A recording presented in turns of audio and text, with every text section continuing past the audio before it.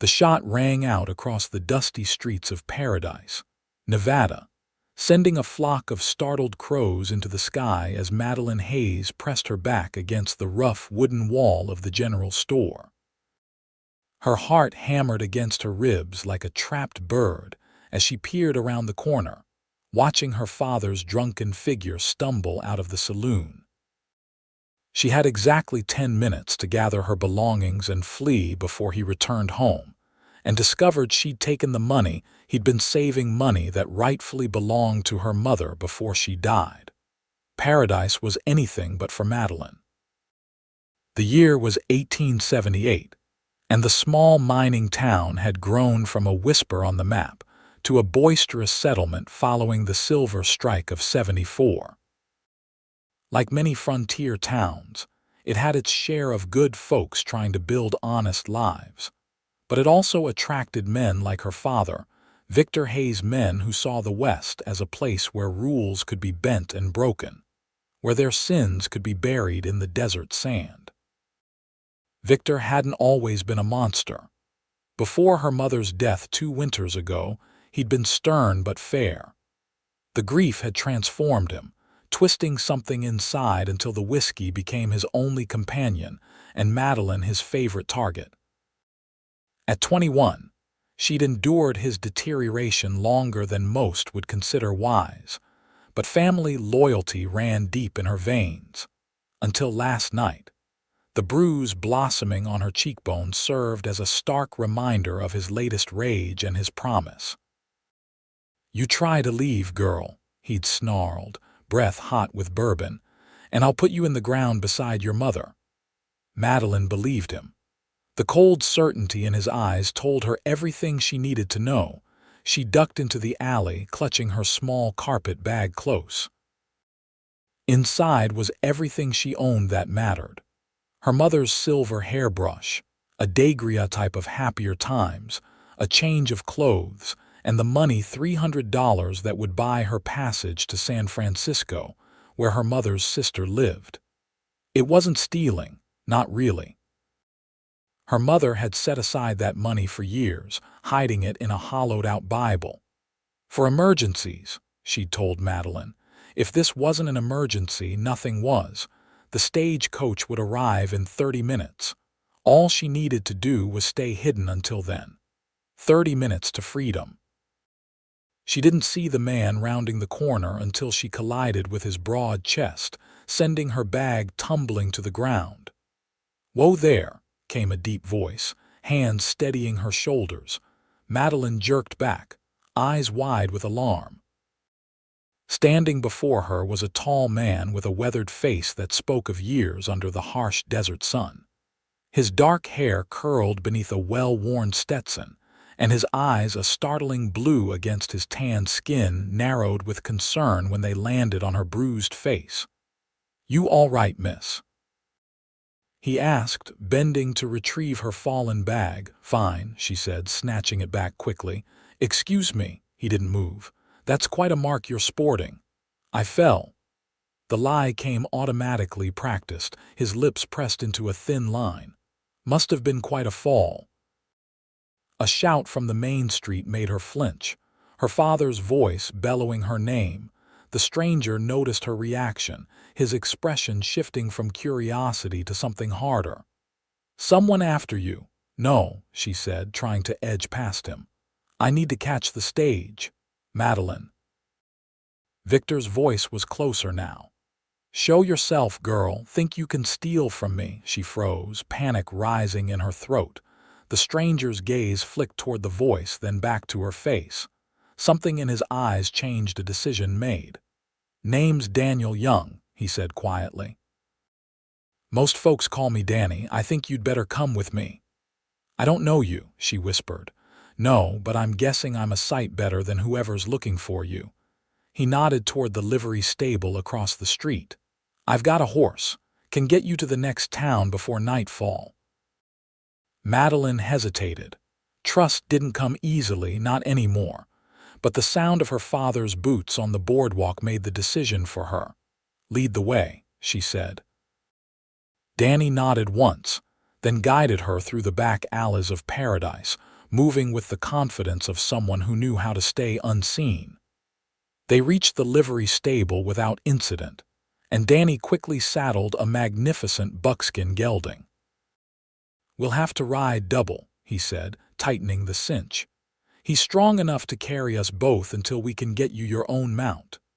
Madeline glanced nervously toward the stable door. "My father, he won't find us," Danny assured her, offering his hand to help her mount.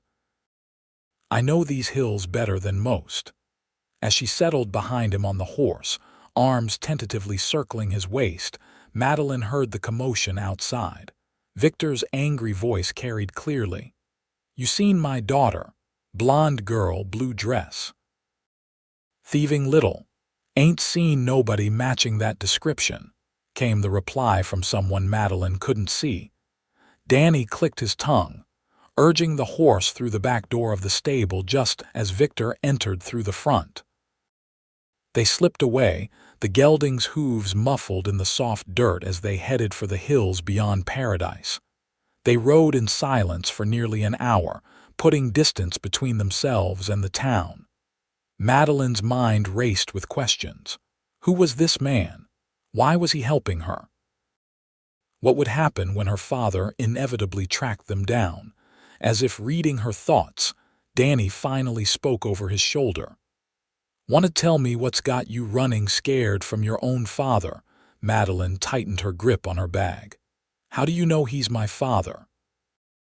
"Heard him call you by name, saw your reaction." He guided the horse around a stand of Joshua trees. "Plus, the family resemblance is there, though I reckon you got your looks from your mama." The mention of her mother sent a pang through her chest. He wasn't always like this. "After my mother died, grief changes some men," Danny finished for her. "Makes them mean." "Yes." The simple acknowledgement loosened something in her chest. "Last night he said if I ever tried to leave, he'd kill me. I believe him." Danny was quiet for a moment, the only sound the steady rhythm of the horse's hooves and the wind whistling through the sage. Then, with a certainty that sent a shiver down her spine, he said, "If he threatens your life again, then he'll answer to me."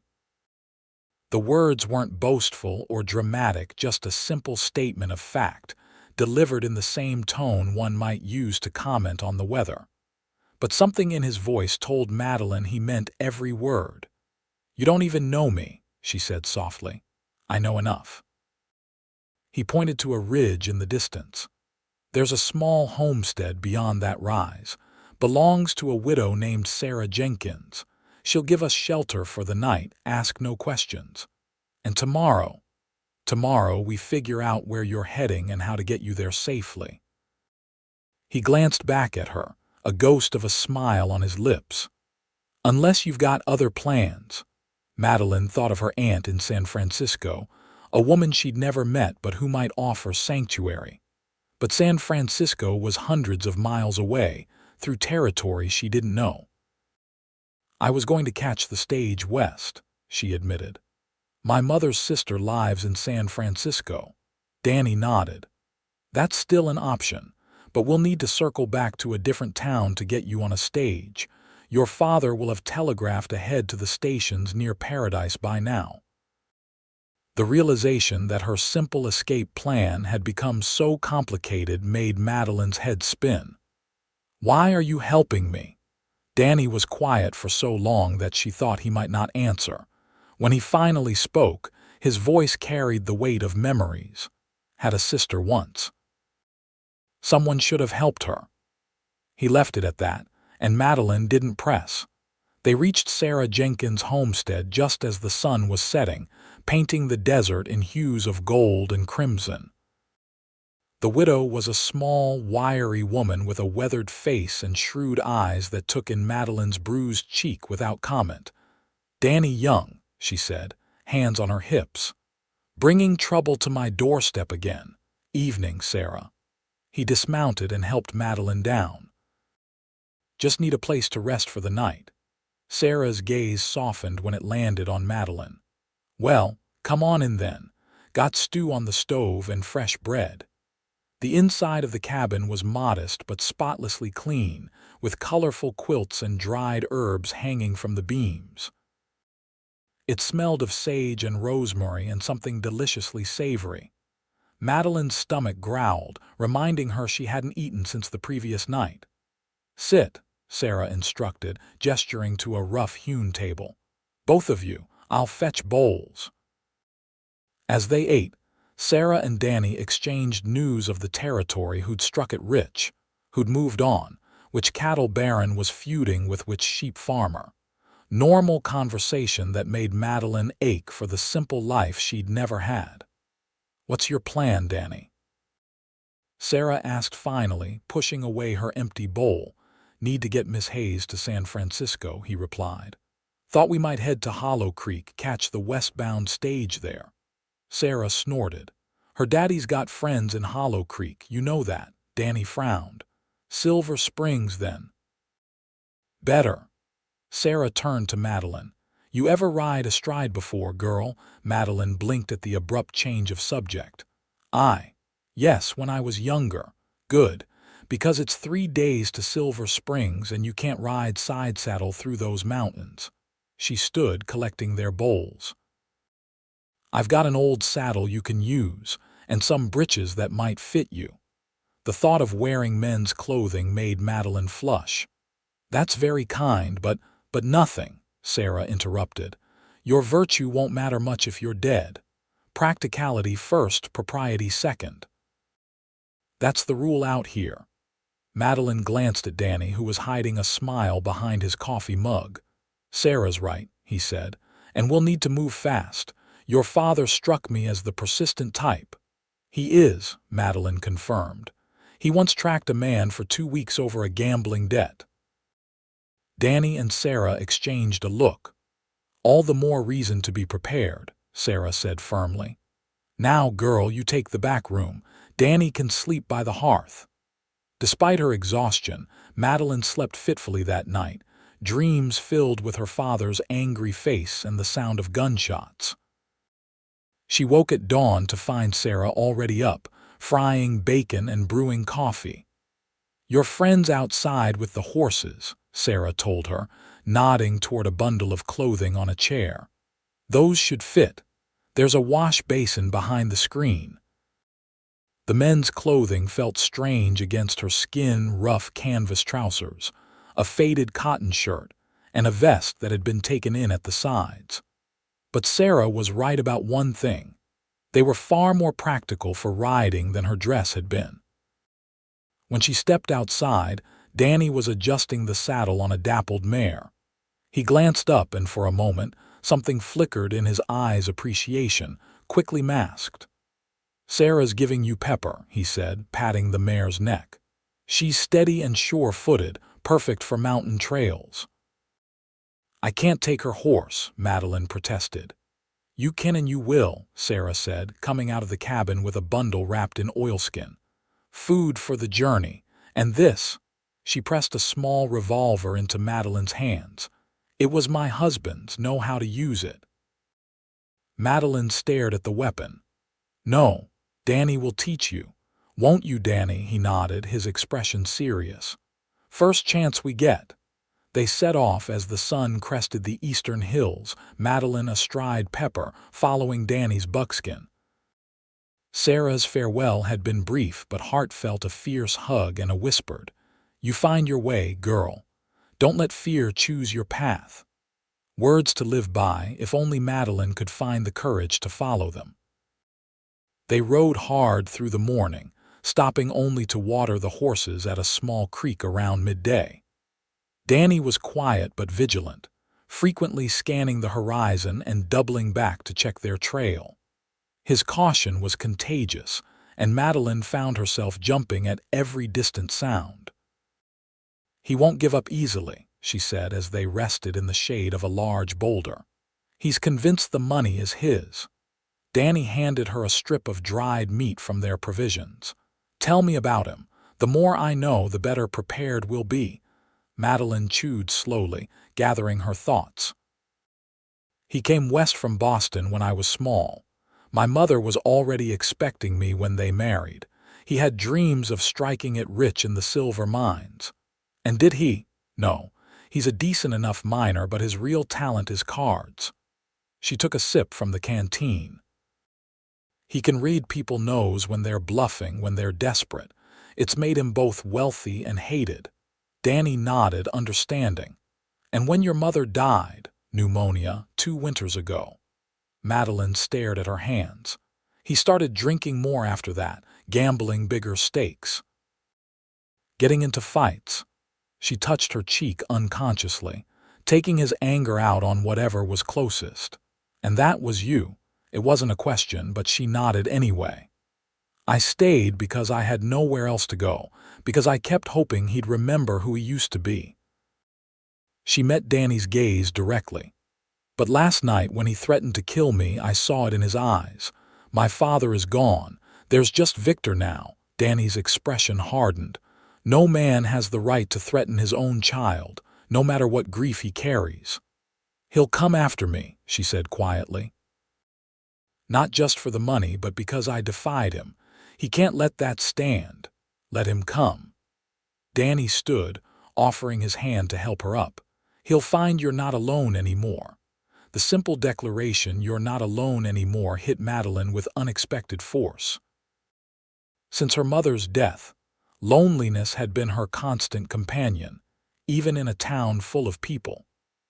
The idea that someone was standing with her, even a stranger with his own mysterious past, felt like the first breath after nearly drowning. They mounted up and continued their journey, the terrain gradually becoming more rugged as they approached the foothills that would lead them into the mountains. By late afternoon, Danny found them a sheltered spot to make camp, a small depression surrounded by boulders that would hide their fire from distant eyes. "We'll rest here for a few hours," he said, dismounting. "Then ride through the night. There's a full moon and we'll make better time when it's cooler." Madeline slid from Pepper's back, her legs trembling with the unaccustomed exertion. "You're worried he's following." Danny paused in unsaddling his horse. "I'm being cautious. That's different." But she could read the tension in his shoulders, the way his eyes constantly scanned the horizon. He was worried and trying not to alarm her. "Teach me to use the gun," she said suddenly. He looked at her, assessing. "It's noisy, might attract attention. Then teach me without firing it." "Please." She met his gaze steadily. "I won't be helpless, Danny, not anymore." Something like approval flickered across his face. "All right, once we've tended to the horses." After caring for their mounts and eating a simple meal of jerky and hardtack, Danny showed Madeline how to hold the revolver, how to check if it was loaded, how to aim. "It's got a kick," he warned. "When we do fire it, be ready for that. And remember, you don't pull a gun unless you're prepared to use it." "Have you?" she asked softly. "Used one on a person, I mean." His expression closed off slightly. "Yes." Madeline wanted to ask more, but sensed it wasn't the time. Instead, she focused on his instructions, practicing the motion of drawing, aiming, and dry firing until her arms ached. "That's enough for now," Danny finally said. "You should rest while you can." Madeline nodded, tucking the revolver into the belt at her waist. She rolled herself in the blanket Sarah had provided, using her saddle as a pillow as she'd seen Danny do. Despite her exhaustion, sleep eluded her. "Danny," she whispered, seeing he was still awake, staring at the stars. Thank you for helping me." He was quiet for so long that she thought he might not respond. Then, softly, "Everyone deserves a chance to choose their own path, Madeline, even if the choosing isn't easy." She pondered his words as she drifted off, wondering what difficult choices had shaped the man beside her. They rode through the night as planned, the full moon illuminating their path through the increasingly mountainous terrain. Danny set a steady pace, occasionally pointing out landmarks or sharing bits of knowledge about the territory.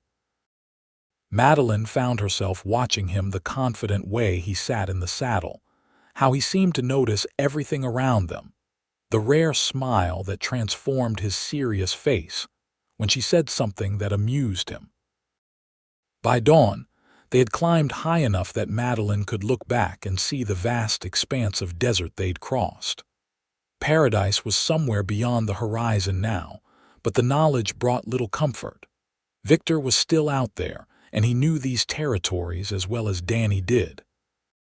They made camp in a stand of pines near a small spring, the horses grateful for the sweet water and chance to rest.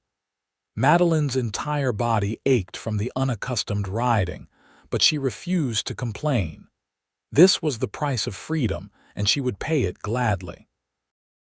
As Danny built a small fire to cook breakfast, real coffee and flapjacks from the supplies Sarah had provided, Madeline took the opportunity to wash her face and hands in the spring. The cool water was heaven against her skin, and she found herself wishing for a proper bath.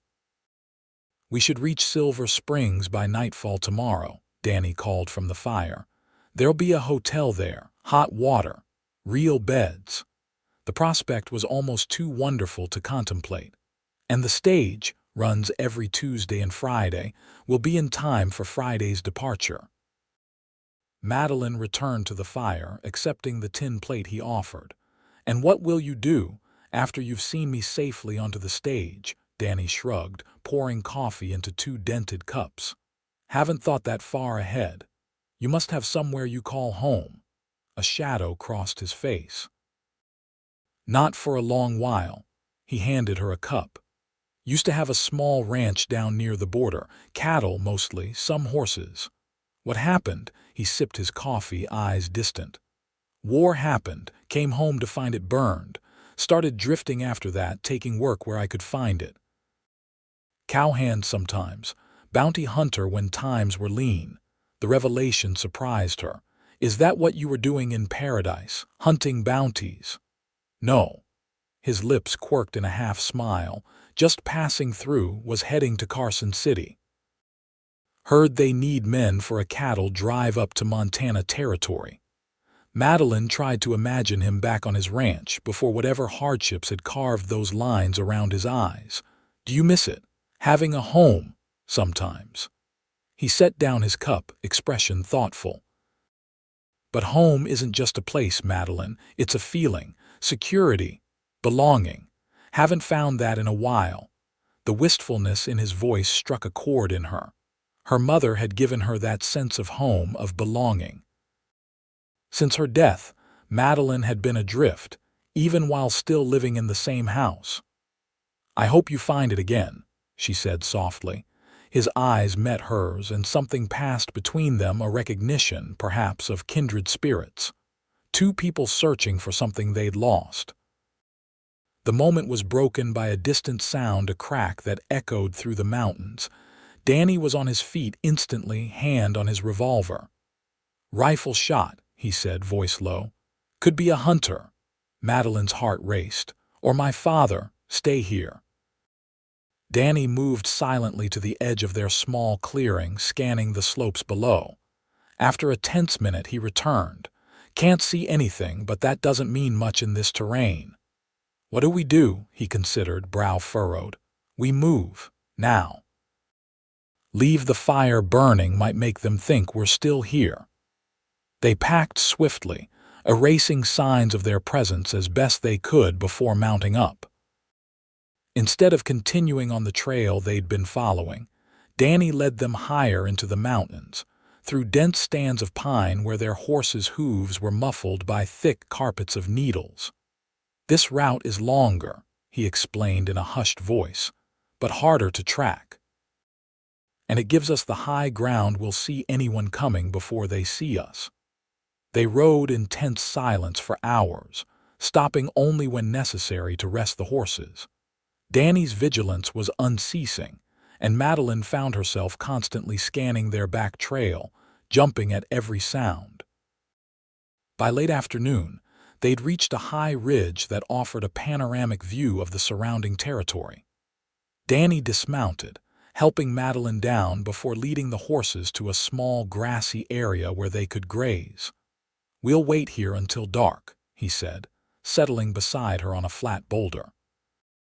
If someone is tracking us, they'll have a hard time following our trail in the dark. Madeline nodded, trying to ignore the gnawing fear in her stomach. Do you really think it's him? Danny's expression was grave. Can't be sure. But in my experience, coincidences are rare in the mountains. She drew her knees to her chest, suddenly cold despite the afternoon sun. I never thought he'd actually track me this far. It's just money. It's not about the money, Danny said quietly. It's about control. Men like your father can't stand losing it. How do you know what kind of man he is? You barely met him. Danny's eyes darkened. I've known men like him my whole life, Madeline. Men who think their strength gives them the right to take what they want, to hurt those weaker than themselves. His hand clenched into a fist. My own father was cut from the same cloth. The admission surprised her. Danny had revealed so little about himself that this glimpse into his past felt significant. Is that why you're helping me? Because of your father? He was quiet for a moment, gaze fixed on the distant horizon. Partly, he finally admitted.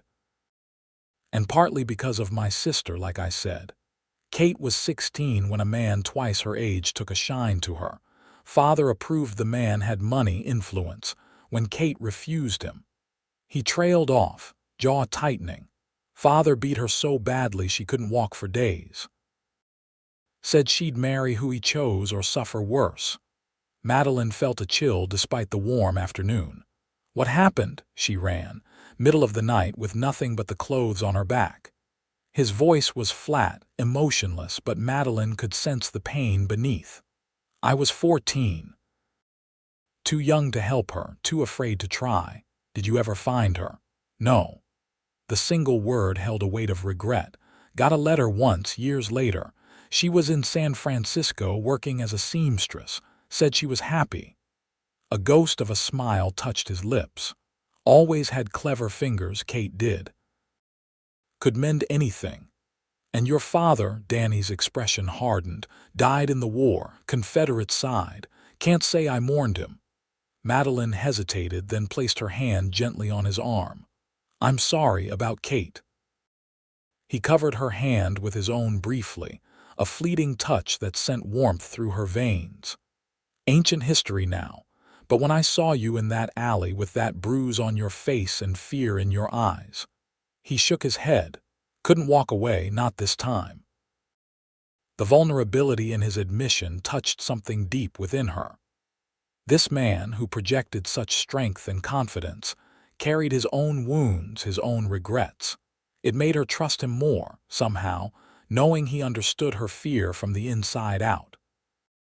They remained on the ridge until dusk, sharing the last of their food and watching the sun sink toward the western horizon. As the shadows lengthened, Danny helped Madeline back onto Pepper. We'll travel through the night again, he said, mounting his own horse. Should reach Silver Springs by dawn if we push hard. The journey through the darkness was nerve-wracking. The moon was hidden behind clouds for much of the night, forcing them to rely on Danny's knowledge of the terrain and the horse's sure-footedness. They spoke little, conserving energy and staying alert for any signs of pursuit. It was in the darkest hour, just before dawn, that they heard the unmistakable sound of horses moving through the underbrush below their position. Danny immediately reined in, signaling Madeline to do the same. They listened, motionless, as the sounds grew closer. 3 riders, maybe 4, Danny whispered, leaning close, moving fast. It's him, Madeline said with certainty. He wouldn't come alone. Danny nodded grimly. We need to get off this trail. Now. He led them into a dense thicket of pine and scrub oak, the branches scratching at Madeline's face and arms as they pushed through. They emerged in a small clearing on the other side, barely visible in the pre-dawn gloom. We can't outrun them, Danny said, dismounting and helping Madeline down. Not with the horses this tired. We'll have to hide and let them pass. He quickly unsaddled both horses and used branches to brush away their tracks leading into the thicket. Then he removed his bandana and tied it loosely around Pepper's neck. "This will keep her close to my gelding," he explained. "They're familiar with each other now." He gave both horses a firm slap on the rump, sending them trotting away from the clearing. "They'll follow the easier path down the mountain. With luck, your father and his men will follow their trail instead of ours." Madeline watched the horses disappear into the trees. "What about us?" Danny took her hand, leading her deeper into the forest. "There's a ravine up ahead. Good place to wait them out." The ravine proved to be more of a narrow fissure in the mountainside, barely wide enough for them to squeeze through sideways. It opened into a small cavern-like space, sheltered from view and wind. "It's an old bear den," Danny explained, moving cautiously into the space. "Long abandoned, from the look of it." Madeline followed, trying to control her trembling. Not from cold, though the morning air was chill, but from fear. The reality of their situation was setting in. Her father and his men were close, and they were now on foot in rough country, miles from the nearest town. "What if they find us?" she whispered as Danny settled beside her in the small space. "They won't," he assured her, but his hand rested on his revolver nonetheless. "And if they do, I won't let them take you. I promise." She believed him. In the short time she'd known him, Danny had proven himself trustworthy in ways few people in her life ever had. He'd risked his own safety for a stranger, asked for nothing in return, and treated her with a respect that was foreign to her after years under her father's thumb. They sat in silence as dawn broke, painting the sky visible through the entrance to their hideaway with streaks of pink and gold. The beauty seemed at odds with their predicament, a reminder that the world continued on its course regardless of human troubles. "Danny," Madeline whispered after a time, if we get out of this, when we get out of this." She corrected herself, trying to borrow some of his quiet confidence. "What will you do? Will you still go to Carson City?" He was quiet for a moment. "Not sure. Plans have a way of changing on you out here. Because of me." The question came out smaller than she'd intended. His eyes met hers in the dim light. "Because life isn't a straight trail, Madeline. It's full of forks and bends you never see coming." Before she could respond, the sound of voices reached them, distant at first, then growing closer. Danny tensed, placing a finger to his lips before silently drawing his revolver. Madeline reached for her own hand, trembling slightly as she wrapped her fingers around the grip. "Must have gone this way," a voice drifted to them. "Tracks lead down toward the valley." "Could be anybody's tracks," another voice argued. "These mountains are full of prospectors and trappers." The third voice froze Madeline's blood. "It's her, I know it." Victor's voice, hard and determined. "She's not clever enough to cover her trail for long." They were close, just on the other side of the thicket that concealed the entrance to the ravine. Madeline hardly dared breathe, pressing herself back against the cool stone wall. "We've been riding all night, Victor," the first voice complained. "Horses are about done in. Maybe we should head down to Silver Springs, see if they show up there." "You can go if you want, Harmon," Victor snapped. "I'm not stopping until I find her, and that cowboy who took her." "Wasn't no kidnapping from what folks said," the man called Harmon replied. "Girl went willingly enough." "She's not of sound mind," Victor said dismissively. Grief over her mother addled her brain, made her steal from her own father. Madeline felt anger rise in her chest, hot and sudden. How dare he use her mother's memory to paint her as unstable? How dare he twist the truth to serve his purposes? Danny must have sensed her reaction, because his hand found hers in the dimness, squeezing gently. A silent reminder to stay calm, to stay quiet. The voices moved away, becoming indistinct as Victor and his companions continued down the mountainside. Even after they could no longer hear them, Danny and Madeline remained still, waiting to ensure they were truly gone. Finally, Danny holstered his revolver. "They're following the horse's trail. That buys us some time." "They'll realize eventually," Madeline said, "when they don't find us. By then, we'll be on a different route." He shifted, peering out through the narrow entrance to their hiding place. "We need to move while we have daylight. It's about 15 miles to Silver Springs on foot, through rough country." The prospect was daunting, but Madeline nodded resolutely. "I can make it." Danny's eyes crinkled with a smile. "I believe you can. You're stronger than you know, Madeline Hayes." The simple vote of confidence warmed her more than she would have expected. For so long, she'd been told she was weak, helpless, incapable of managing without her father's guidance. To have someone, especially someone as self-sufficient as Danny, see strength in her was novel and deeply affecting. They emerged cautiously from their hiding place, Danny leading the way through the dense forest. Instead of following the trail down the mountain as Victor and his men had done, Danny led them along the ridgeline, staying high where they could see the approaches below. The going was rough. Without horses, they had to navigate steep slopes and dense underbrush on foot. Carrying what supplies they could salvage in a single pack, Danny had managed to grab before sending the horses away.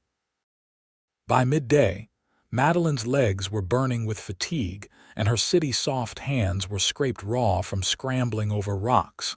Danny called a halt near a small spring, insisting she rest and drink. "You're doing well," he told her, handing her a strip of jerky from their dwindling supplies. "Better than most city folk would in these conditions." "Paradise hardly qualifies as a city," she said with a wan smile, "but thank you." He settled beside her on a fallen log, scanning the valley below for any sign of pursuit. "Your father said something back there. About your mother's death causing you grief." Madeline stiffened. "It did, but not in the way he implied." "Tell me about her." The question was gentle, an invitation rather than a demand. Madeline found herself wanting to share, to have someone else know the woman who had shaped her life. "She was kind," she began. "Even when life wasn't kind to her, she loved poetry, would recite it while she worked. Tennyson was her favorite." A sad smile touched her lips. "She married my father because she was carrying me and had few options. But she made the best of it, even when he started drinking, even when the money ran short." "Sounds like a remarkable woman." "She was." Madeline traced patterns in the dirt with a stick.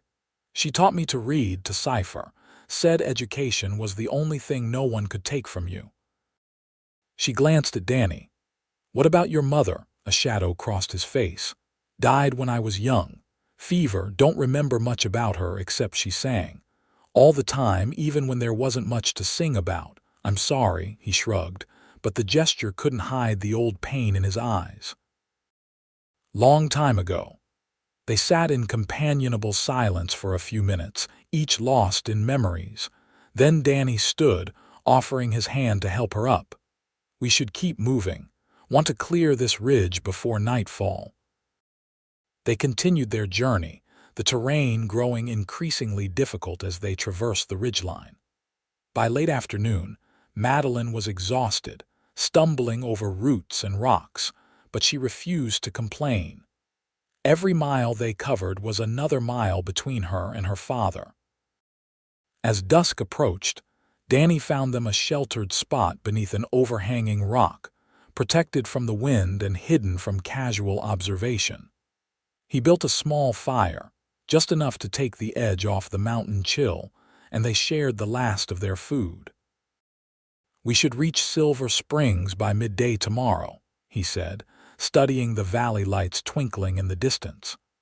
"There's a small settlement at the base of this ridge where we might be able to hire horses in the morning."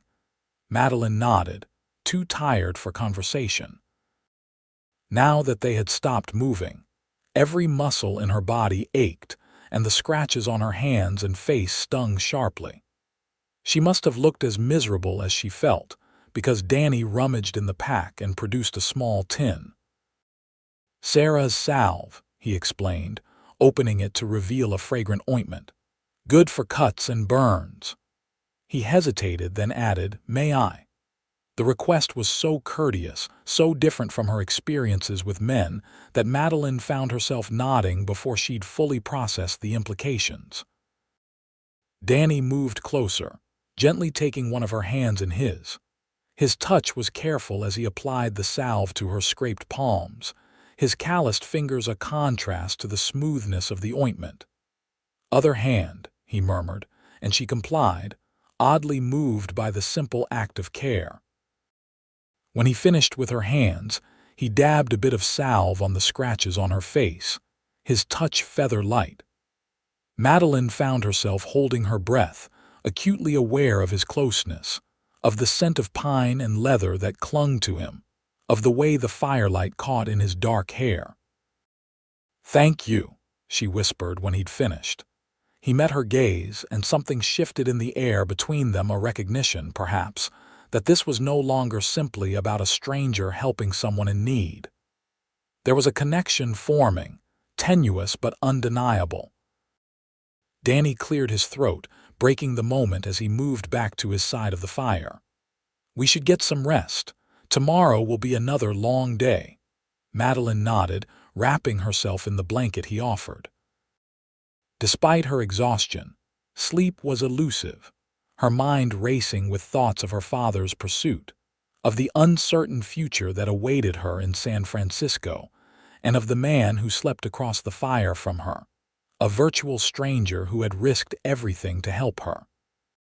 She must have dozed eventually, because she woke with a start to Danny's hand on her shoulder, his voice urgent in her ear. "Riders coming up the trail," he whispered. "Get up, quickly." The eastern sky was just beginning to lighten, the first hint of dawn breaking over the mountains. Madeline scrambled to her feet, heart pounding as she strained to hear what Danny had detected. After a moment, she caught at the distant sound of horses laboring up the steep trail. "How did they find us?" she whispered, panic rising in her throat. "Doesn't matter now," Danny said grimly, quickly gathering their meager belongings. "We need to move. Stay low and follow me." He led her away from their camp, staying within the tree line as they moved parallel to the ridge. The sound of horses grew louder, accompanied by men's voices carried on the morning air. "I told you they'd head for the ridge," Victor's voice drifted to them, triumphant. "She always was predictable." Madeline's blood ran cold. How could he know her so well and yet understand her so little? Danny pulled her behind a large boulder as the riders came into view on the trail below their position. Victor was in the lead, his face set in lines of grim determination. Behind him rode 3 men, Madeline recognized from Paradise, all hard men who frequented her father's gambling table and did his bidding when required. They watched in tense silence as the riders passed their hiding spot. When they had gone perhaps 50 yards further along the ridge, Danny tugged Madeline's hand. "Now," he whispered, "while they're ahead of us, we'll cut down to the valley." They moved as quickly as they dared, half sliding down the steep slope toward the valley floor. The descent was treacherous, loose rock and shale that shifted underfoot, threatening to send them tumbling down the mountainside. More than once, Madeline would have fallen if not for Danny's steady hand guiding her. They had covered perhaps half the distance to the valley floor when a shout rang out above them. "There they are!" Madeline looked up to see Victor pointing down at them from the ridge, his face contorted with rage even at a distance. He spurred his horse along the ridgeline, seeking a path down to intercept them. "Run," Danny ordered, and they abandoned caution, scrambling down the slope as fast as they could manage. They reached the tree line at the base of the mountain just as Victor, and his men found a path down. The sound of horses crashing through the underbrush behind them spurred Madeline to greater speed, adrenaline temporarily overriding her exhaustion. Danny led her through the forest, zigging and zagging through the trees in an attempt to make pursuit on horseback more difficult. It worked. To an extent, they could hear Victor and his men cursing as branches whipped their faces and the uneven ground forced them to slow their mounts. But men on horseback, even slowed, would eventually overtake people on foot. It was simple mathematics, and Madeline knew it. So did Danny, judging by the grim set of his jaw. They burst from the tree line into a small clearing, and Danny abruptly changed direction, pulling Madeline toward a tumble-down cabin nearly hidden in the trees on the far side. "Old Trapper's place," he explained breathlessly as they ran. "Might buy us some time." They reached the cabin just as the first rider emerged from the forest behind them. Danny shoved Madeline through the doorway, following close behind. The interior was a single room, dusty and abandoned with a collapsed roof at one end. "Out the back," Danny directed, moving toward the gap in the roof. "Quick, before they surround us." But it was too late. As they reached the rear wall, they heard Victor's voice outside. "We know you're in there, Madeline. There's no way out." Danny drew his revolver, expression deadly serious. "Stay behind me," he ordered, moving toward one of the cabin's grimy windows. Through the dirt-streaked glass, Madeline could see Victor and his 3 companions dismounting, spreading out to surround the small structure. All were armed, Victor with a shotgun, the others with rifles or revolvers. "Come out now and nobody needs to get hurt," Victor called. "I just want what's mine." Danny's jaw tightened. "I count 4 of them. Bad odds in an open fight." "What do we do?" Madeline whispered, fear clawing at her throat. Before Danny could answer, Victor's voice came again, closer this time. "I'm talking to you, Cowboy. Send my daughter out and you can ride away. This isn't your fight." Danny moved to the door, positioning himself to see out while remaining mostly hidden. "The lady doesn't want to go with you," he called back, his voice steady. "Why don't you respect her wishes and turn around?" A harsh laugh was the response. "Lady, she's a thieving girl who needs a firm hand, nothing more." "She's a grown woman making her own choices," Danny countered. "And she chooses freedom from you." There was a moment of tense silence. Then Victor's voice, deadly calm. "Last chance, Cowboy. Send her out or we burn the cabin with both of you in it." Madeline gasped, her hand flying to her mouth. She'd known her father could be cruel, but this level of callousness, the willingness to kill his own daughter rather than lose control of her, was shocking even to her. Danny's expression hardened.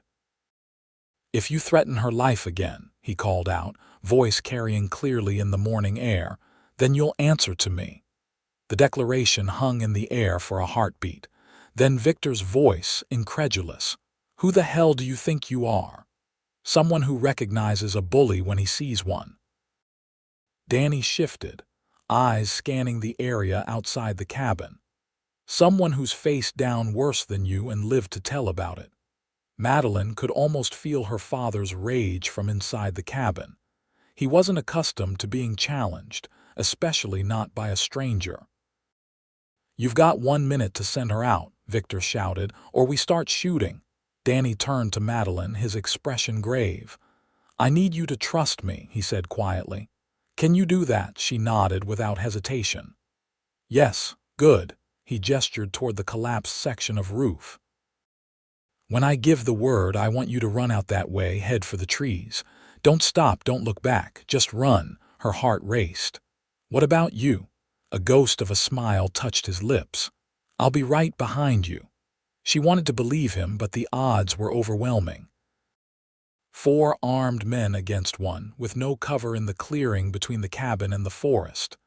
"Danny, trust me, Madeline." His eyes held hers, steady and sure. "I won't let him take you, not while I'm breathing." The conviction in his voice steadied her. She nodded again, positioning herself near the collapsed roof, ready to run. Danny moved back to the door, revolver in hand. "We're coming out," he called. "Don't shoot." "Smart decision," Victor replied, smugness evident in his tone. Danny opened the door slowly, stepping out with his hands raised, revolver dangling from one finger to show he wasn't an immediate threat. Madeline couldn't see what was happening, but she could hear Victor's voice closer now. "Where is she?" "Right behind me," Danny answered. "But before she comes out, I want your word she won't be harmed." A derisive snort. "You're hardly in a position to make demands, Cowboy." "Maybe not," Danny agreed, his voice so casual it was almost conversational. "But I reckon I can take at least 2 of you with me if things go bad." "You willing to bet your life you won't be one of them?" The tension in the air was palpable even from inside the cabin. Madeline held her breath, waiting. "Fine," Victor finally spat. "She won't be harmed. Now bring her out." Danny whistled a sharp, distinctive sound that Madeline hadn't heard from him before. She tensed, wondering if this was the signal he'd mentioned. Then all hell broke loose. The sound of hoofbeats thundered across the clearing, accompanied by shouts of alarm from Victor and his men.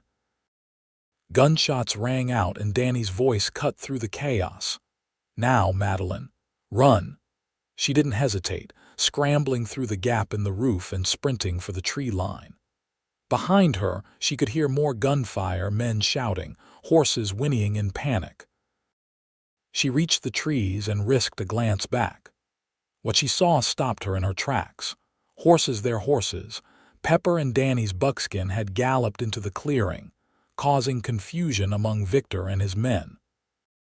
Danny had used the distraction to dive for cover behind a water trough, from where he was returning fire, keeping the men pinned down. Even as she watched, he broke from cover, running in a zigzag pattern toward the forest. Victor raised his shotgun, taking aim at Danny's back. Without thinking, Madeline drew the revolver Sarah had given her. The weight was unfamiliar in her hand, but she remembered Danny's instructions. "Aim for the center. Squeeze, don't pull," she fired. The recoil was stronger than she'd expected, jerking her arm upward. Her shot went wide, but it had the desired effect. Victor ducked, his own shot going astray, and Danny reached the safety of the trees. He grabbed her arm, pulling her deeper into the forest. "Good shooting," he panted, grinning despite the danger. "Though we'll need to work on your aim." "The horses, how did you?" "Whistle I taught my gelding years ago," he explained as they ran. "Hoped he'd remember, hoped Pepper would follow him." Behind them, they could hear Victor and his men regrouping, preparing to pursue them into the forest. But they had a head start now, and the trees provided cover that would make shooting difficult. They ran until Madeline's lungs burned and her legs threatened to give out. Danny finally called a halt beside a small stream, allowing her a moment to catch her breath. "They're still coming," he said, reloading his revolver. "But we're close to the settlement I mentioned. Once we reach it, your father won't risk causing trouble. Too many witnesses." Madeline nodded, trying to control her ragged breathing. "That whistle trick, that was incredible." Danny shrugged, but she could see he was pleased. "Old cavalry technique, never thought I'd use it again." "You were in the cavalry, Union, joined up in '62 after my ranch was burned." His expression darkened briefly. "Let's keep moving, we're not safe yet." They continued through the forest, moving as quickly as Madeline's exhausted body would allow. The trees began to thin, and soon they could see smoke from chimneys in the distance, the settlement Danny had mentioned. They were perhaps half a mile from the outskirts when they heard horses approaching from behind. Victor and his men had gained ground, moving faster through the forest than Madeline and Danny could on foot. "We can't outrun them," Madeline said, panic rising in her voice. Danny surveyed their surroundings, making a quick decision. "This way," he said, pulling her toward a rocky outcropping that provided some cover. We make our stand here." "Stand," Madeline echoed, her voice rising. "They outnumber us 4-1. "Numbers aren't everything," Danny replied, checking his revolver one last time. "Position matters. So does motivation." He met her gaze steadily. "They're fighting for money. We're fighting for your freedom. That counts for something." Before she could respond, Victor's voice rang out from the trees. "I see you there, behind those rocks. It's over, Madeline. Come back where you belong." Danny positioned himself at the edge of their cover, revolver ready. "Your father threatened your life," he reminded her quietly. "That makes this my fight, too." Madeline felt a surge of gratitude, and something else, something warmer that made her heart race for reasons unrelated to fear. This man, who barely knew her, was willing to risk everything to protect her freedom, her choices. No one had ever stood up for her that way before. "Victor Hayes," Danny called, his voice carrying clearly through the forest. "The lady has made her choice. Turn around and ride away while you still can." Victor's laugh was harsh. "And if I don't?" Danny's expression turned deadly serious. "Then you'll answer to me." The declaration hung in the air for a long moment. Then Victor's voice filled with contempt.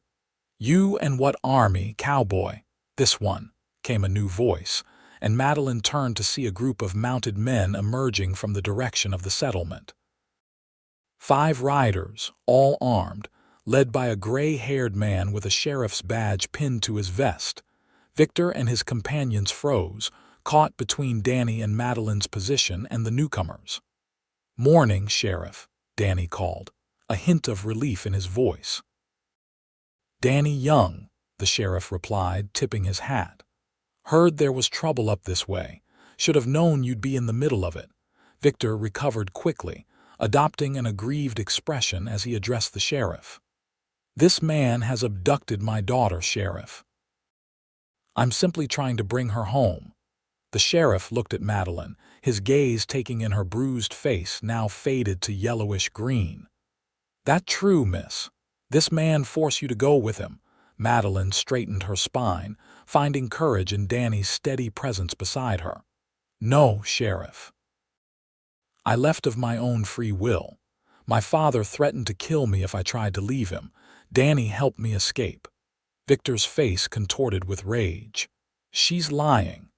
The girl's not right in the head. Grief over her mother's death has affected her mind." "I'm perfectly sane," Madeline countered, her voice stronger now. "And I'm 21 years old enough to make my own decisions." The sheriff studied them both, his weathered face revealing nothing of his thoughts. Finally, he turned to Victor. "Seems to me the young lady's made her choice, mister, and she's of age to do so." "She stole money from me," Victor protested. $300. "It was my mother's money," Madeline said firmly. "She saved it for years, hid it from him so he wouldn't gamble it away or drink it away." "She meant it for me." The sheriff sighed, clearly wishing he hadn't ridden into this family dispute. "Look, I don't know who's telling the truth about the money, and frankly, it's not my jurisdiction. What I do know is there's been gunplay, and that is my concern." He fixed Victor with a stern look. "I suggest you and your friends turn around and head back where you came from. The stage leaves for Carson City this afternoon. I recommend you be on it." Victor's face flushed dark with anger. "You can't do this." "She's my daughter. She's a grown woman," the sheriff interrupted, "who clearly doesn't want to go with you. Now I'm giving you a choice. Leave peacefully or spend some time in my jail while I sort this out." He patted the rifle resting across his saddle. "Your decision." For a moment, Madeline thought her father might actually challenge the sheriff. Then, with a look of pure hatred directed at her and Danny, he jerked his horse's head around. "This isn't over," he spat. "I'll find you, Madeline, wherever you go." Danny stepped forward, placing himself squarely between Madeline and her father. "If you come near her again," he said quietly, "you'll regret it for whatever remains of your life." There was something in his tone, a deadly certainty that seemed to penetrate even Victor's rage. A flash of fear crossed the older man's face before he mastered it. Without another word, he wheeled his horse and rode away, his companions following reluctantly behind. The sheriff waited until they were out of sight before turning to Danny and Madeline. "You two all right?" Danny nodded, holstering his revolver. "Thanks to your timely arrival, Tom," the sheriff grunted. "Got word from Sarah Jenkins that you might be headed this way with trouble on your tail." He eyed Madeline curiously. She didn't mention the trouble was quite so pretty. Madeline felt herself blush, unused to compliments after years of her father's criticism. Danny smiled, the tension of the confrontation easing from his shoulders. "Tom, this is Madeline Hayes. Madeline, Sheriff Tom Blackwell, an old friend." "Pleased to meet you, Sheriff," Madeline said. "And thank you for your help." "Just doing my job, miss." The sheriff glanced at the retreating figures of Victor and his men. "Don't think your father's the type to give up easily, though." "No," Madeline agreed. "He's not." "All the more reason to get you to Silver Springs and onto that stage as planned," Danny said. The sheriff nodded. "I've got a spare mount you can use," he told Madeline. "We should make Silver Springs by midday, plenty of time for the afternoon stage." As they rode toward the settlement, Madeline found herself watching Danny, who rode slightly ahead with the sheriff. There was an easy camaraderie between the two men that spoke of shared history. It was yet another glimpse into the complex man who had risked so much to help her. The settlement turned out to be little more than a collection of cabins clustered around a trading post, but the inhabitants were friendly, offering Madeline and Danny hot coffee and fresh bread, while the sheriff arranged for their transportation to Silver Springs. As they ate, Madeline finally asked the question that had been nagging at her since the confrontation with her father. "How do you know Sheriff Blackwell?" Danny smiled, stirring sugar into his coffee. "Served together in the war. He was my commanding officer for a time. Good man in a tight spot." "He seems to think the same of you." Danny shrugged, a hint of color touching his cheeks at the implied compliment. "We've pulled each other out of trouble a few times. Like today." "Like today," he agreed. There was something in his expression, a hesitancy she hadn't seen before that made Madeline's heart beat a little faster. She sensed he had something more to say, but was holding back. Before she could press him, the sheriff returned, announcing that horses were ready and they should head out if they wanted to reach Silver Springs in time for the stage. The ride to Silver Springs was uneventful, though the sheriff posted one of his deputies to ride behind them, keeping watch for any sign of Victor's return. They reached the town shortly after noon, its bustling main street a stark contrast to the quiet forest they'd traveled through. Silver Springs was larger than Paradise, boasting several hotels, a bank, and even a small theater. The sheriff led them directly to the stagecoach office, where they learned the westbound stage would depart at 4 o'clock, with plenty of seats available. "You've got a few hours to rest and get cleaned up," the sheriff told Madeline as Danny purchased her ticket. "The Silver Dollar Hotel has hot baths and decent rooms." The prospect of a hot bath was so enticing that Madeline nearly wept with gratitude. After thanking the sheriff profusely, she and Danny made their way to the hotel, where a sympathetic clerk arranged for a room and bath for Madeline and a separate room for Danny. "I'll meet you in the dining room in 2 hours," Danny told her as they parted in the hotel hallway. "Get some rest." The hot bath was everything Madeline had dreamed of during their difficult journey. She soaked until the water cooled, washing away the dirt and sweat of their trek through the mountains. The hotel had even provided soap that smelled of lavender, a small luxury that brought unexpected tears to her eyes. Wrapped in a towel, She examined the clothing Sarah had given her. The men's attire had served its purpose on the trail, but now that they were in town, Madeline longed for something more feminine. A knock at her door interrupted her thoughts. "Yes," she called cautiously. "It's the hotel maid, miss," came a young woman's voice. "Mr. Young asked me to bring you something." Madeline opened the door a crack to find a young woman holding a bundle wrapped in brown paper. "He said you might need these, miss," the maid explained, handing over the package. Inside, Madeline found a simple but elegant blue dress, undergarments, and even a pair of women's boots in approximately her size. The thoughtfulness of the gesture brought a lump to her throat. When had anyone last considered her needs and comfort so carefully? She dressed carefully, grateful that the dress fit well enough, though it was a bit loose in the waist. Her hair, freed from its practical braid, dried into soft waves around her face as she gazed at herself in the small mirror above the washstand.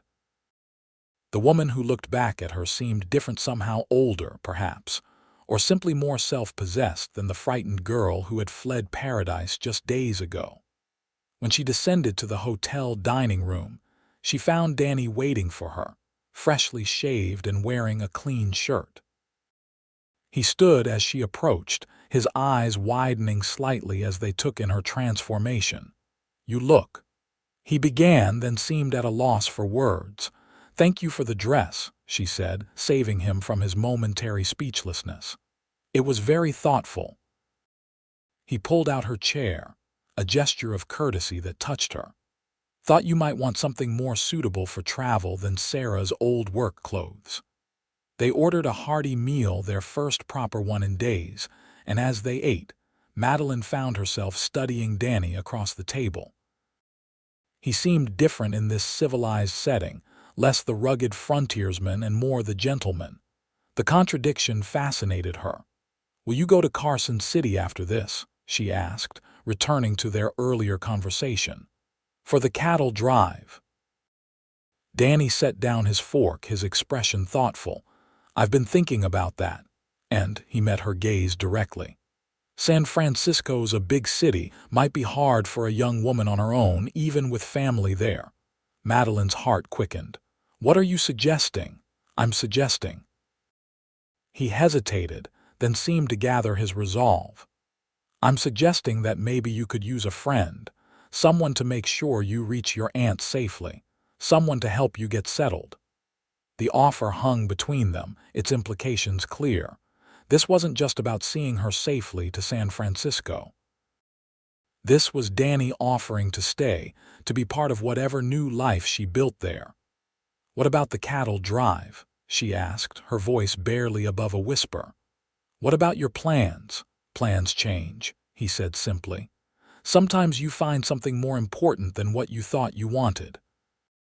The warmth that bloomed in Madeline's chest had nothing to do with the hot food or the comfortable surroundings. It was a feeling she'd almost forgotten was possible, the feeling of mattering to someone, of being valued. "I'd like that," she said softly. "Having a friend in San Francisco." Something flickered in Danny's eyes, relief, perhaps, or happiness. Then it settled. They finished their meal in companionable silence, both aware that something significant had shifted between them, though neither was quite ready to name it. After dinner, they still had an hour before the stage was set to depart. Danny suggested a walk through the town, and Madeline readily agreed, glad for the chance to stretch her legs after the meal. Silver Springs was lively in the afternoon, with shoppers, businessmen, and families filling the boardwalks. It felt good to be among people again, to be just another face in the crowd rather than a fugitive hiding in the wilderness. They were passing the general store when Danny suddenly stiffened, his hand moving to Madeline's elbow in a protective gesture. Following his gaze, she saw what had alarmed him, one of her father's companions, the man called Harmon, emerging from the telegraph office across the street. "He hasn't seen us," Danny murmured, smoothly guiding Madeline into the shelter of the general store's doorway. "But this isn't good if they're still in town." "They might try to stop the stage," Madeline finished, fear clutching at her throat. Danny nodded grimly. "We need to warn the sheriff." They made their way cautiously to the sheriff's office, taking back alleys to avoid being spotted. Sheriff Blackwell listened to their concerns with a deepening frown. "I ordered them out of town," he said, clearly displeased. "But they've broken no laws yet that I can prove. Still, I'll have my deputies keep an eye on the stage departure, and I'll ride along as far as the county line, just to be sure." Madeline thanked him, but anxiety gnawed at her as she and Danny headed for the stagecoach office. Despite the sheriff's assurances, she couldn't shake the feeling that her father wasn't done with her yet. They reached the stage depot with minutes to spare. The coach was already waiting, a sturdy Concorde with 6 horses harnessed and ready. 3 other passengers were boarding a middle-aged couple and a young man in a business suit. Sheriff Blackwell and 2 deputies arrived just as Madeline and Danny approached the stage, their presence a reassuring sign that the departure would be protected.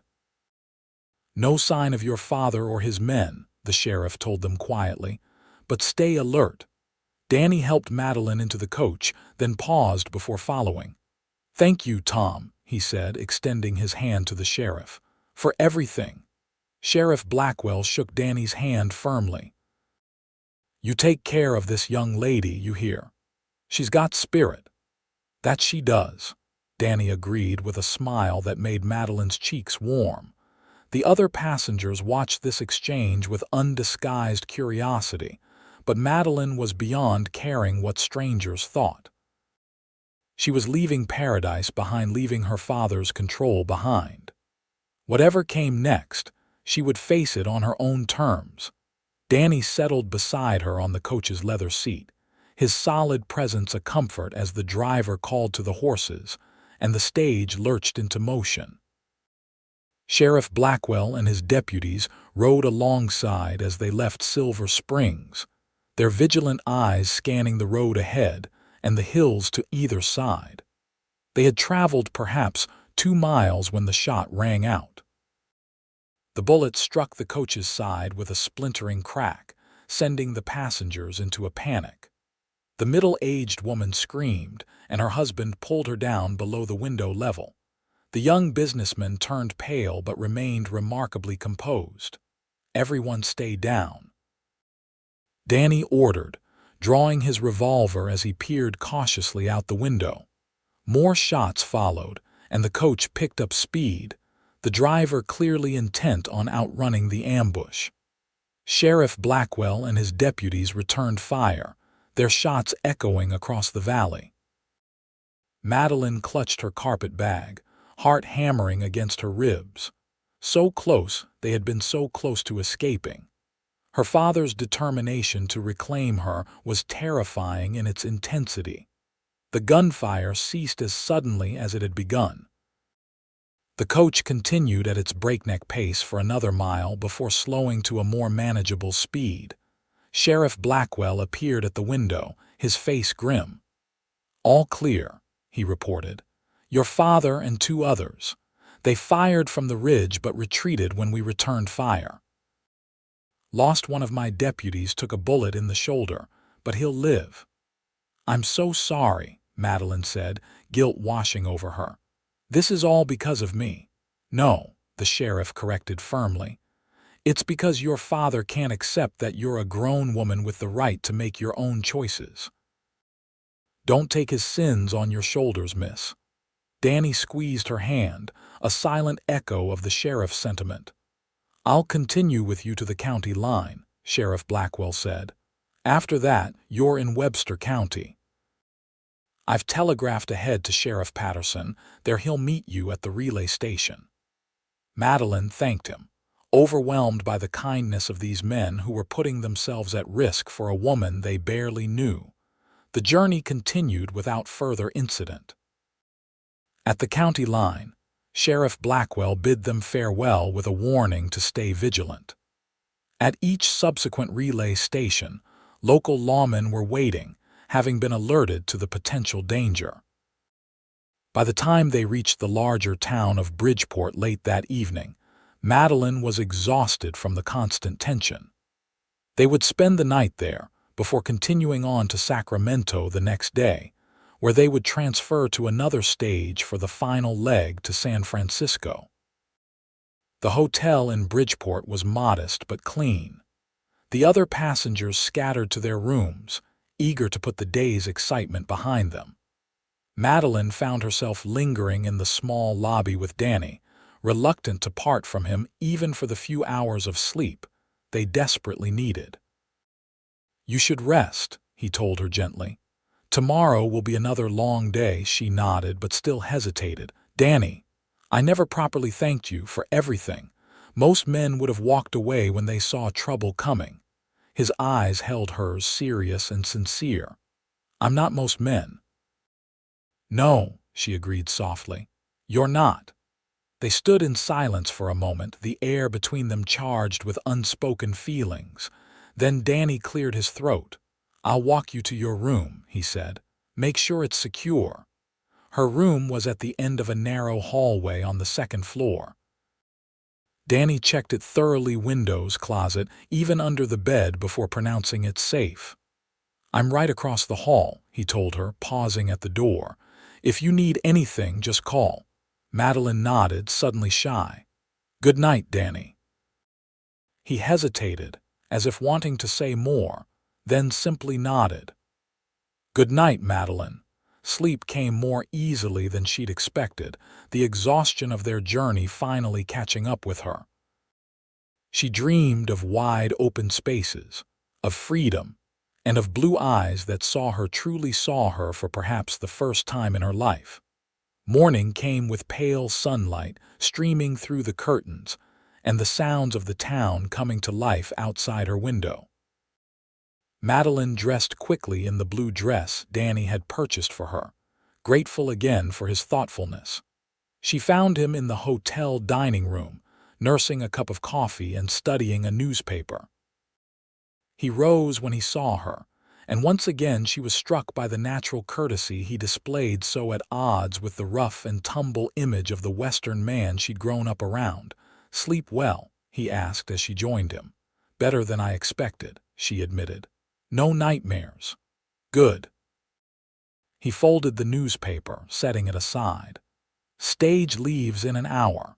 I've asked the local sheriff to check the road ahead, just to be safe."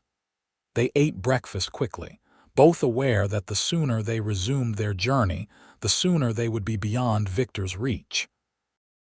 The stage was waiting when they emerged from the hotel, its fresh team of horses stamping impatiently in their traces. Their fellow passengers from the previous day were already aboard, greeting Madeline and Danny with the camaraderie of those who have shared danger together. The middle-aged woman had even saved them seats, shooing away another would-be passenger to ensure Madeline and Danny could sit together. The journey to Sacramento was blessedly uneventful. They arrived late in the afternoon, with enough time to secure passage on the evening stage to San Francisco. This final leg would be shorter, just 6 hours if the roads were good, and would deliver them to San Francisco shortly after midnight. As they waited for the San Francisco stage, Danny seemed unusually quiet. Madeline watched him, sensing he was wrestling with something he hadn't yet shared. "Is something wrong?" she finally asked. He shook his head, then sighed. "Not wrong exactly, just thinking about what's ahead." "San Francisco," Madeline said, understanding dawning. "You're having second thoughts about going?" "No." His denial was immediate and firm. "That's not it." "Then what?" Danny ran a hand through his hair, a gesture she'd come to recognize as a sign of his discomfort. "Your aunt. She's expecting you, not some rough cowboy showing up at her door in the middle of the night." Madeline smiled, relieved that this was his concern. "My aunt is the least conventional woman you'll ever meet, if my mother's stories are to be believed.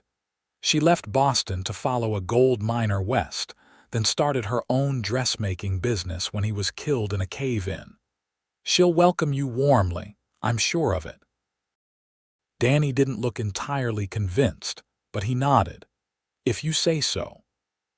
The San Francisco stage departed on time, with only one other passenger, an elderly gentleman who promptly fell asleep, leaving Madeline and Danny to converse quietly as the coach rolled through the gathering darkness. "Tell me about the ranch you had," Madeline said, genuinely curious about his past. "Before the war." A shadow crossed his face, but he answered readily enough. "It wasn't much by some standards. 100 acres in the Texas Hill Country. Good water, decent grazing. I ran about 50 head of cattle, and I was breeding horses, 2-quarter horses with some thoroughbred lines." "It sounds wonderful." It was. His voice softened with memory. "Had a little cabin I built myself. Was adding to it, room by room, when the war came. Had plans for a proper house eventually." "You never thought about going back?" "After the war," he shook his head. "Nothing to go back to. Confederates burned it all when they found out I'd joined the Union side, killed what stock they couldn't drive off." "I'm sorry," Madeline said, reaching for his hand. "That's a terrible loss." He shrugged, but his fingers tightened around hers. "It was a long time ago. I've had other opportunities since then. Never felt right somehow. And now, what would feel right now?" Danny looked at her then, his eyes reflecting the moonlight streaming through the coach window. "I'm still figuring that out." The simple admission, with all its uncertainty and possibility, touched something deep in Madeline's heart. She'd spent so much of her life constrained by her father's expectations, by the narrow role society prescribed for women. The idea of simply figuring it out, of having the freedom to choose, to try, even to fail, was intoxicating. "Me too," she said softly. They fell into comfortable silence, hands still joined, as the stage rolled onward toward San Francisco and whatever future awaited them there. They reached the outskirts of San Francisco just after midnight, the city's lights glimmering like fallen stars in the distance. Madeline felt a mixture of excitement and trepidation as they drew closer. This was it, the new beginning she'd risked everything to claim. Her aunt's house proved to be a narrow but elegant Victorian on a tree-lined street not far from the bustling center of the city. Despite the late hour, lights burned in the front windows, suggesting that Aunt Alina was either a night owl or had indeed received Madeline's telegram sent from Bridgeport. The stage driver helped them down, unloading Madeline's carpet bag and Danny's small pack, before continuing on to the central depot with the elderly passenger. They stood on the sidewalk for a moment, looking up at the house that represented Madeline's new life. Danny seemed hesitant, shifting his weight from foot to foot in a rare display of uncertainty. "You don't have to come in," Madeline told him, sensing his discomfort. "You've done more than enough already. You could find a hotel for the night and we could meet tomorrow." Danny shook his head. "I said I'd see you safely to your aunt's door, and I mean to do just that." Before she could respond, the front door of the house opened, spilling warm light onto the porch steps. A tall, slender woman with silver-streaked dark hair stood framed in the doorway, peering out into the night. "Madeline," she called. "Is that you, child?" "Yes, Aunt Alina," Madeline replied, moving toward the steps. "I'm sorry it's so late." Madeline Hayes descended the steps with surprising agility for a woman Madeline guessed to be in her 60s. She embraced her niece warmly, then stepped back to examine her face in the lamplight. "You have your mother's eyes," she said softly. "I've been waiting for this day for so long, my dear." Her gaze shifted to Danny, standing a respectful distance away. "And who is this handsome young man?" Madeline felt herself blush at her aunt's directness. "This is Daniel Young. He's the reason I made it here safely. Danny, my Aunt Alina Hayes." Danny removed his hat, displaying the innate courtesy that continued to surprise Madeline. "Madam, pleasure to meet you." Alina studied him with shrewd eyes, then smiled. "The pleasure is mine, Mr. Young. Anyone who helps my niece is a friend of mine."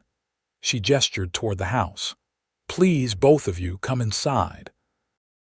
It's far too late for either of you to be looking for other accommodations, and I have plenty of room." The interior of the house was as elegant as its exterior suggested, with polished hardwood floors, tasteful furnishings, and an atmosphere of comfortable prosperity. Alina led them to a cozy sitting room where a fire burned in the grate despite the mild San Francisco night. "Sit, both of you," she instructed, bustling about to pour glasses of amber liquid from a crystal decanter. "You must be exhausted from your journey." She handed each of them a glass. "Brandy. The best medicine after a long journey, my husband always said." Madeline sipped the fiery liquid, feeling its warmth spread through her tired limbs. Alina settled into a chair opposite them, her keen eyes taking in everything from Madeline's borrowed dress to the worn quality of Danny's boots. "Now," she said, folding her hands in her lap, "I received your telegram saying you were coming, Madeline, but it was rather short on details. Why don't you tell me what brings you to my doorstep after all these years? And why you needed an escort?" Madeline hesitated, uncertain how much to reveal. Alina must have sensed her reluctance because her expression softened. "Your mother wrote to me regularly, you know." Her last letter, just before she died, expressed concern about Victor's behavior. She feared for you should anything happen to her. The knowledge that her mother had foreseen the danger brought tears to Madeline's eyes. "She was right to worry," she said quietly, and proceeded to tell her aunt everything: Victor's descent into drinking and violence, his threats, her escape, and Danny's intervention. Alina listened without interruption, her face growing increasingly grave. When Madeline finished, she turned to Danny. "It seems I owe you a great deal, Mr. Young," she said seriously.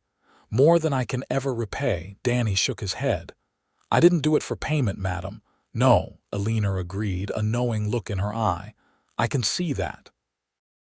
There was something in her tone that made Madeline blush again, though she couldn't quite say why.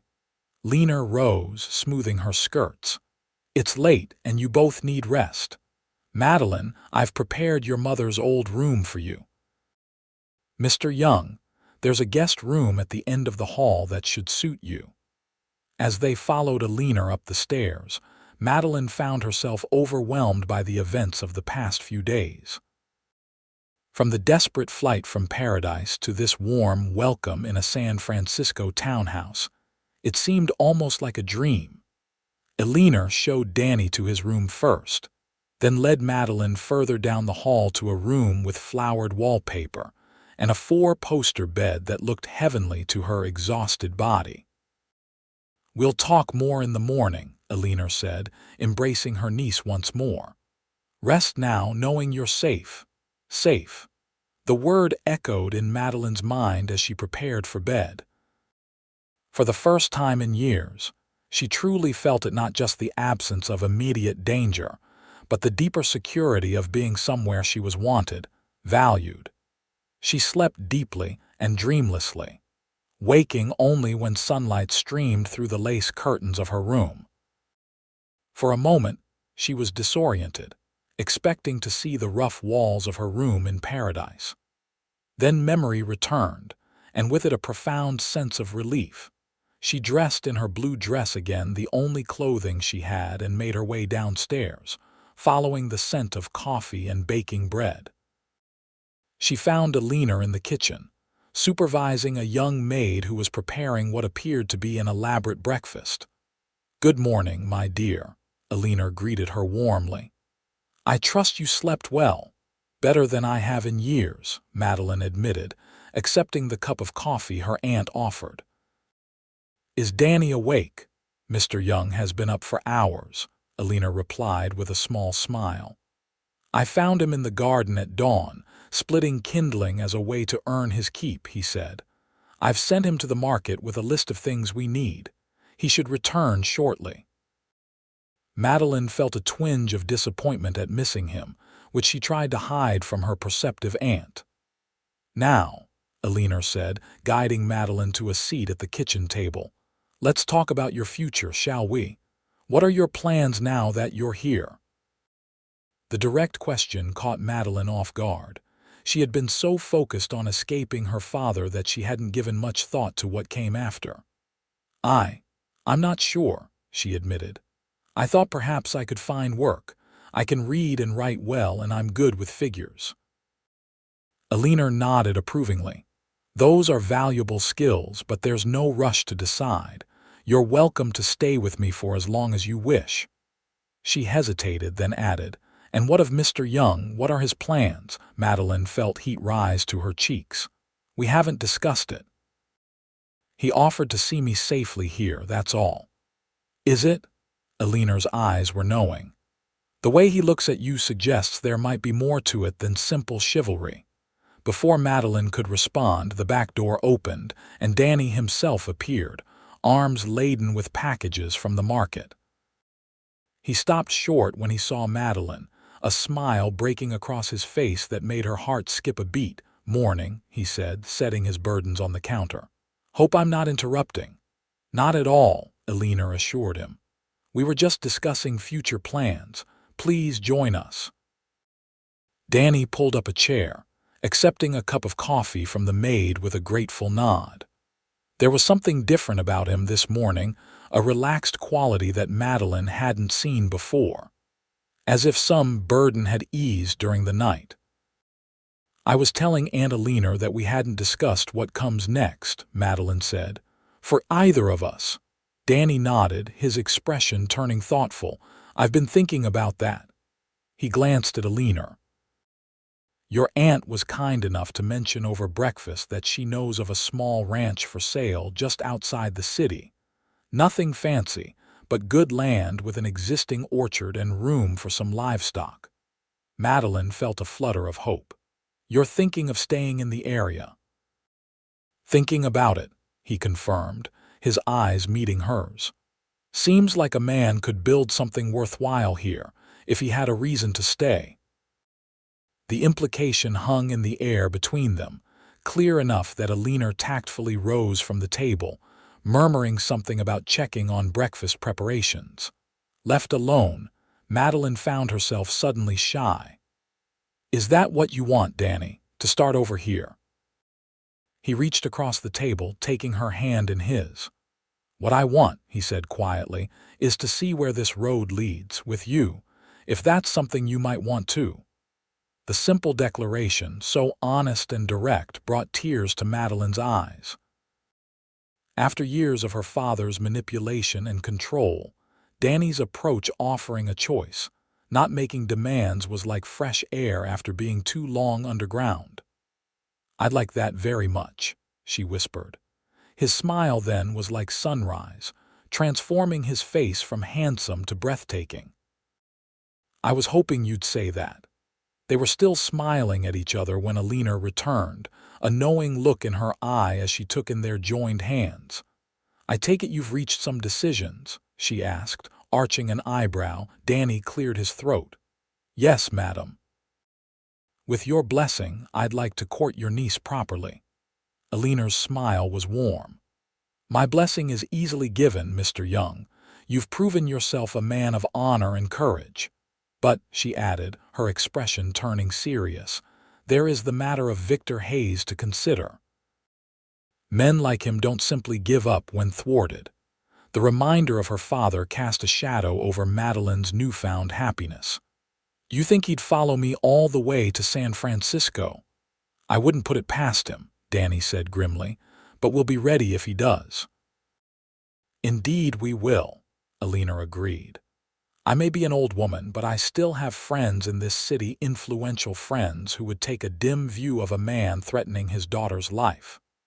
The confidence in her aunt's voice was reassuring, but Madeline couldn't quite shake her unease.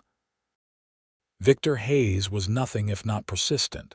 If he was determined to find her, to punish her for defying him, he would find a way. As if reading her thoughts, Danny squeezed her hand. "Don't borrow trouble, Madeline. Whatever comes, we'll face it together. That's a promise." And looking into his steady blue eyes, Madeline found she believed him believed in the future they might build together, if given the chance.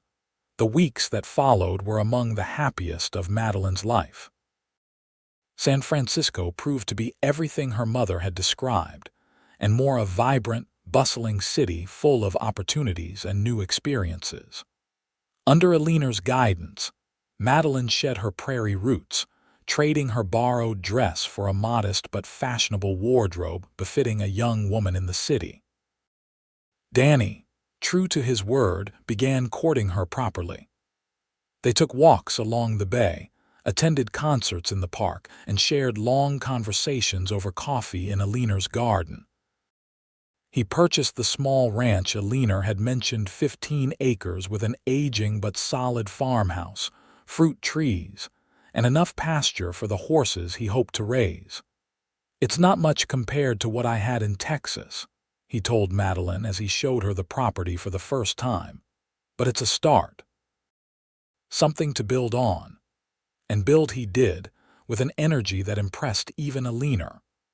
Within a month, he had repaired the farmhouse, planted a vegetable garden, and acquired 2 brood mares to start his horse breeding operation.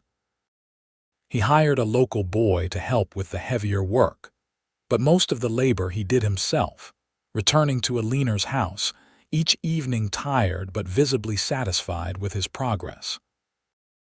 Madeline found her own place in this new life, helping Alina with her dressmaking business and discovering a talent for design that surprised them both.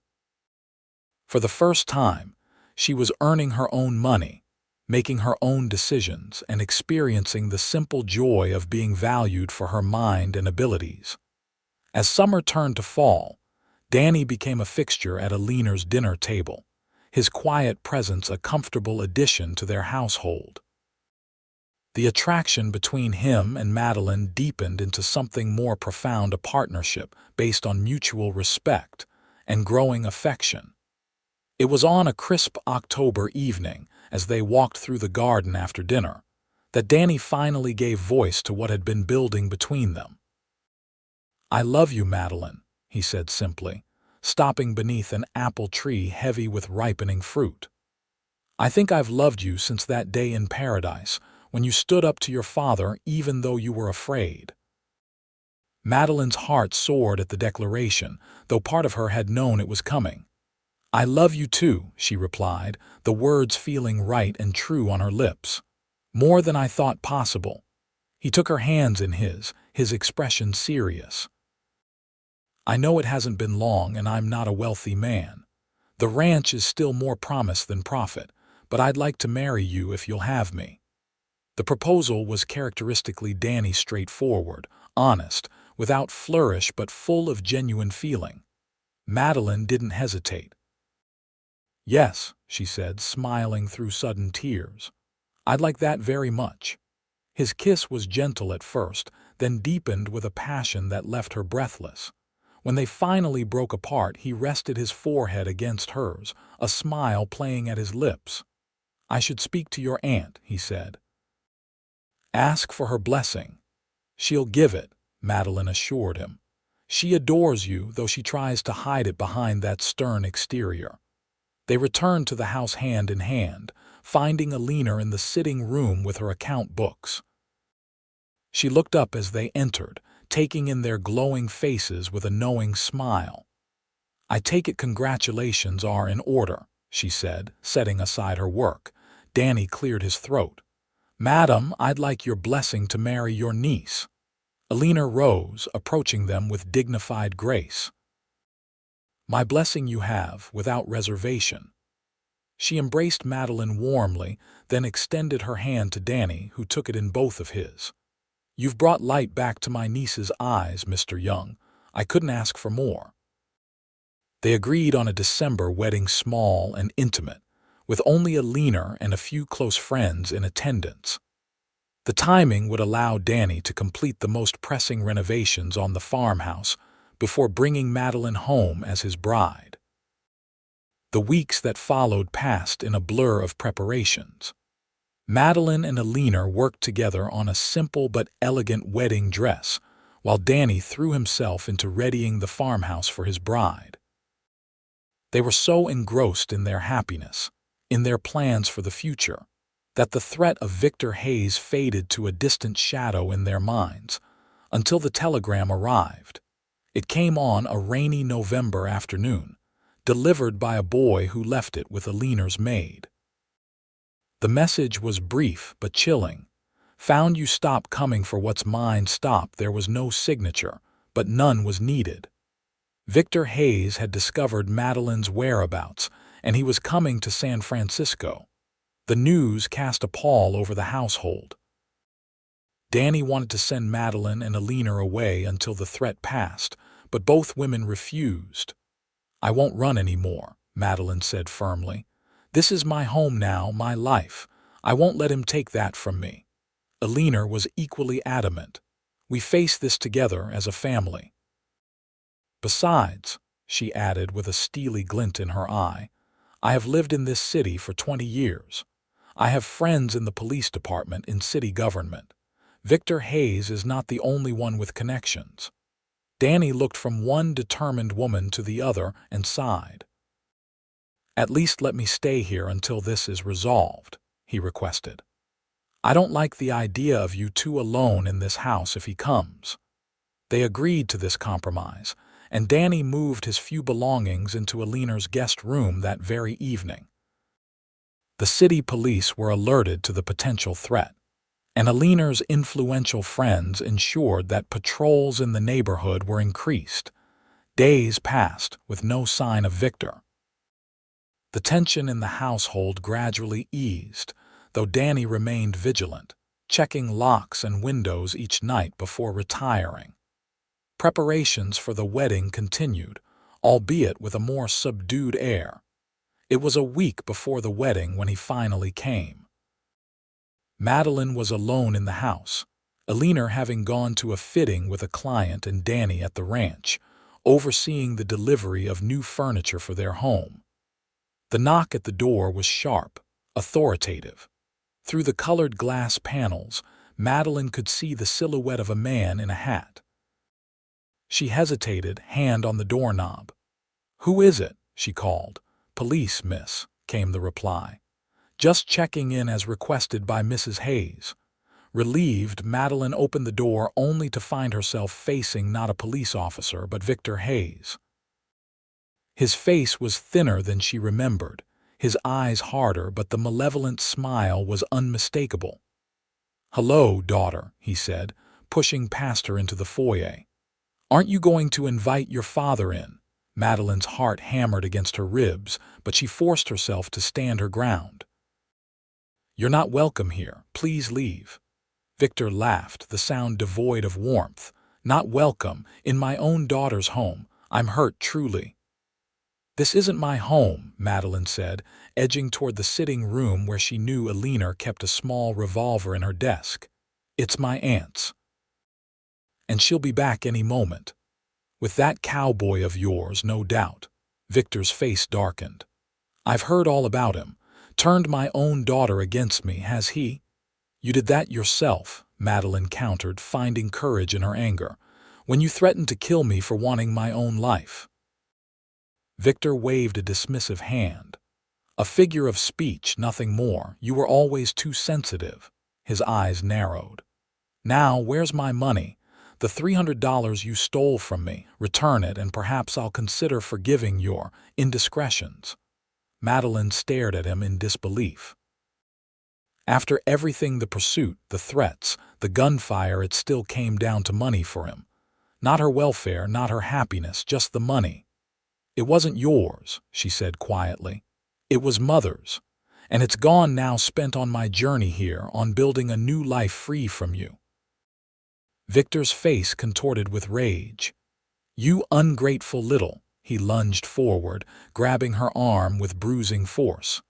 You'll come back to paradise with me. Now, I'll show you what happens to daughters who defy their fathers." Madeline struggled against his grip, fear and anger coursing through her in equal measure. "Let go of me, or what?" Victor sneered. "You'll scream. There's no one to hear you, girl, no one to save you now. That's where you're wrong." The voice from the doorway was cold as steel and familiar enough to make Madeline's heart leap with relief. Danny stood on the threshold, his revolver aimed squarely at Victor's chest. "Let her go," he ordered, his voice deadly calm. "Now." Victor's grip on Madeline's arm tightened. "This doesn't concern you, Cowboy. A father has rights over his daughter." "Not this daughter," Danny replied, stepping into the house. "Not anymore." For a tense moment, Victor hesitated, assessing the man before him. Then, with a suddenness that caught Madeline off guard, he shoved her aside and reached for the gun concealed beneath his coat. Danny was faster. His revolver barked once, the sound deafening in the confined space of the foyer. Victor staggered backward, clutching his shoulder where blood blossomed dark against his shirt. "You shot me," he gasped, disbelief warring with pain on his face. "You actually shot me." "Be grateful I aimed for your shoulder," Danny said coolly, keeping his revolver trained on the wounded man. "Next time I won't be so merciful." Victor slumped against the wall, the fight gone out of him in the face of Danny's deadly competence. "You wouldn't kill an unarmed man," he said, but there was uncertainty in his voice. "I told you once before," Danny replied, his eyes cold. "Threaten her life, and you answer to me. That hasn't changed." The sound of carriage wheels on the street outside heralded Alina's return. Moments later, she burst through the door, taking in the scene with remarkable composure. "I see you've met my future nephew-in-law," she said to Victor, her tone conversational despite the tension in the room. "I was hoping to avoid this particular family reunion, but since you're here." She turned to Danny. "The police, already sent for," he confirmed, "should be here any minute." As if on cue, the sound of whistles and running feet approached the house. Two policemen appeared in the doorway, alerted by neighbors who had heard the gunshot. What followed was a flurry of explanations and official statements. Victor, his wound bandaged by one of the officers, was taken into custody not just for his assault on Madeline, but for outstanding warrants from Nevada territory. It seemed his gambling had finally caught up with him. As the police carriage pulled away with Victor inside, Madeline felt a curious mixture of relief and sadness. The man being taken away was not the father she remembered from her childhood. That man had died with her mother. This bitter, angry shell was a stranger to her, and she found she could let him go without regret. "Are you all right?" Danny asked, his arm protective around her shoulders. She nodded, leaning into his strength. "I am now. It's over, isn't it? Really over?" "Yes," he assured her. "The police sergeant said he's wanted in 3 territories. He'll be behind bars for years." Alina approached, her face grave with concern. "My dear, what a dreadful ordeal. Are you certain you're not hurt?" "I'm fine, Aunt Alina," Madeline assured her. "Thanks to Danny." Alina's gaze shifted to Danny, warmth replacing concern. "It seems we are indebted to you once again, Mr. Young." Danny shook his head. "Family takes care of its own," he said simply, "and we're going to be family soon enough." The wedding took place as planned, on a clear December day with just enough chill in the air to justify the roaring fire in Alina's sitting room. Madeline wore the gown she and her aunt had created, ivory satin with pearl beading that caught the light as she moved. Danny, in a new suit that Alina had insisted on providing, looked so handsome it nearly took Madeline's breath away. The ceremony was brief but meaningful, with Alina and a handful of close friends looking on as Madeline and Danny exchanged vows.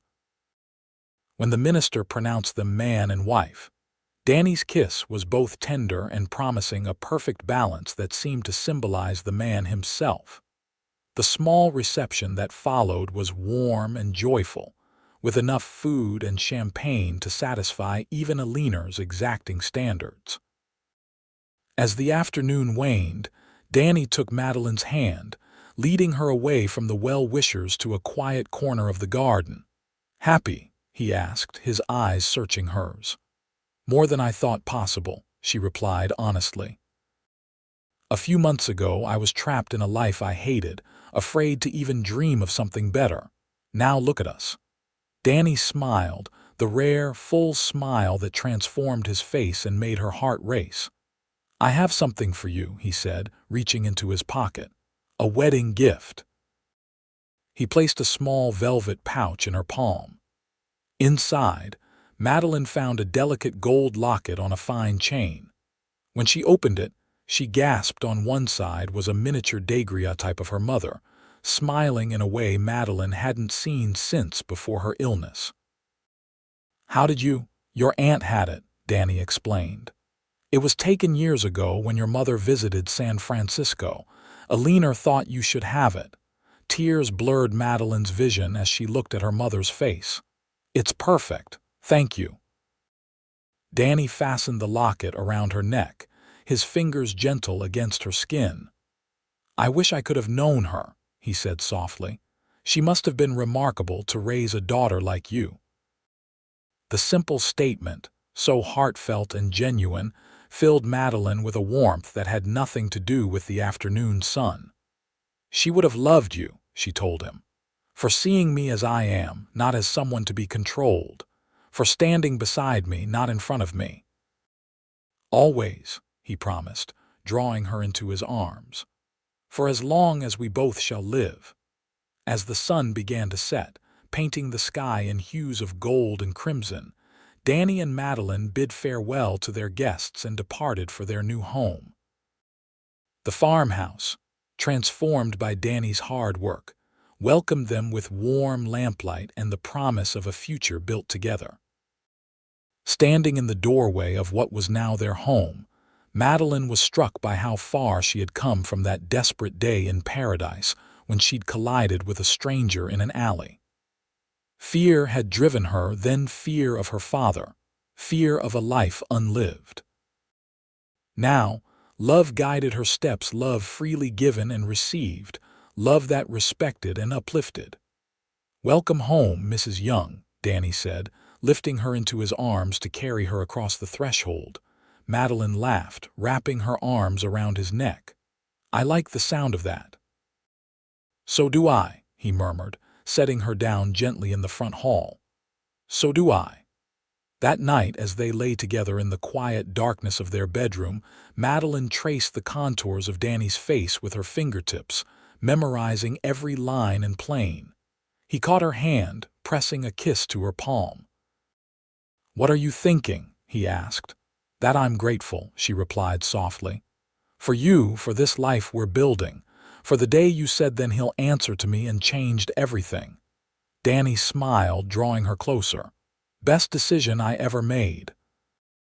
And as she drifted to sleep in her husband's arms, Madeline Hayes Young knew with absolute certainty that it had been the best decision for both of them.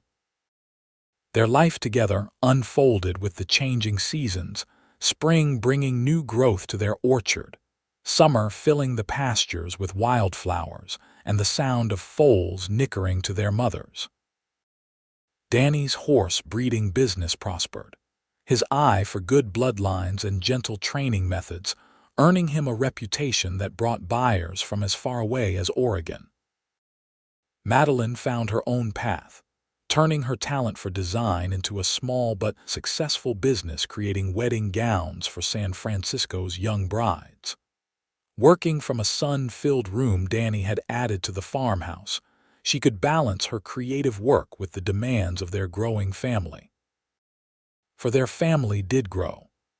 A year after their wedding, Madeline gave birth to a son they named Thomas, after the sheriff who had helped them escape Victor's pursuit. 2 years later, a daughter joined their household, Catherine Alina, named for Danny's long-lost sister and Madeline's beloved aunt. Alina remained a constant presence in their lives, visiting often and doting on her grand-niece and nephew. She never remarried, claiming she was too set in her ways, but the sparkle in her eye when a certain silver-haired judge called at her house told a different story. Of Victor Hayes, they heard little. He served 5 years in prison for fraud and outstanding warrants before being released. A terse letter arrived shortly after Catherine's birth, containing nothing but a newspaper clipping announcing his remarriage to a widow in Sacramento. Madeline read it once, then consigned it to the fire. The past was the past, and she had chosen to live in the present. On the 5th anniversary of their wedding, Danny surprised Madeline with a trip to the theater in San Francisco, followed by dinner at the elegant Palace Hotel. As they sipped champagne in the hotel's grand court, surrounded by potted palms and the gentle music of a string quartet, Danny raised his glass in a toast. "To the bravest woman I know," he said, his eyes warm with love. "Who taught me that home isn't a place, but a feeling." Madeline smiled, remembering their conversation so many years ago in the mountains outside Paradise. "To the man who stood beside me when I needed it most," she returned, "and every day since." Later, as they strolled arm in arm along the gaslit streets toward Alina's house, where they would spend the night before returning to the ranch, Madeline leaned her head against Danny's shoulder. "You ever think about how different our lives might have been if we hadn't met that day?" she asked. Danny was quiet for a moment, considering. "I try not to dwell on might-have-beens," he finally said. "But I do know this. The moment I saw you in that alley, something changed inside me, as if some part of me recognized you even then." The sentiment, so simply expressed but so profound, brought tears to Madeline's eyes. "I felt it too," she admitted. "I was so afraid, so desperate, but something made me trust you. And I'll spend the rest of my life earning that trust," he promised, drawing her close for a kiss that held all the passion of their early days together, tempered now by the deeper bond of shared experiences and mutual respect. As they continued their walk through the city that had become their home, Madeline reflected on the journey that had brought them to this moment. From a desperate escape to a life rich with purpose and love, a life she had claimed for herself, with Danny by her side. Her father had threatened her life, and Danny had said, "Then he'll answer to me." Simple words that had changed everything. Not because Danny had rescued her, though in many ways he had, but because he had seen her worth when she was struggling to see it herself. He had stood beside her, not in front of her, allowing her to find her own strength, her own voice. And in doing so, they had both found something neither had expected. A love that did not diminish but enhanced who they were, separately and together. A partnership of equals, built on respect and understanding. A family, created through choice rather than obligation. As they reached Alina's house, where lights burned welcomingly in the windows, Danny paused on the walkway, drawing Madeline into his arms one more time. "Happy anniversary, Mrs. Young," he murmured against her lips. "Happy anniversary, Mr. Young," she replied, her heart as full as it had ever been. "Here's to many more." And there would be many more years filled with challenges and triumphs, with laughter and occasionally tears, with the joys of watching their children grow, and the satisfaction of building something lasting together. Years in which Madeline never forgot the courage it had taken to leave Paradise, and Danny never regretted the decision to help a frightened young woman escape her father's control. Years in which they both understood with absolute certainty that the best decisions are often made in the most unexpected moments, like when a cowboy says, "Then he'll answer to me," and changes 2 lives forever.